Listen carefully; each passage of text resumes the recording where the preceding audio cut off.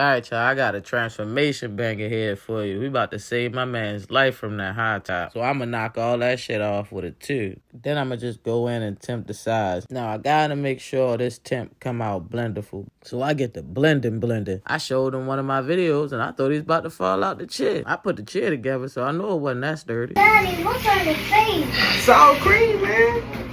Yep, it's that sour cream. Now, I may have applied a little too much, but y'all catching my drift. I applied the hot towel, let that thing simmer, and of course I fucked up. But it is what it is. Hit him with that holding spray, got his baby hairs froze to his forehead, and I go in for the kill. That execute.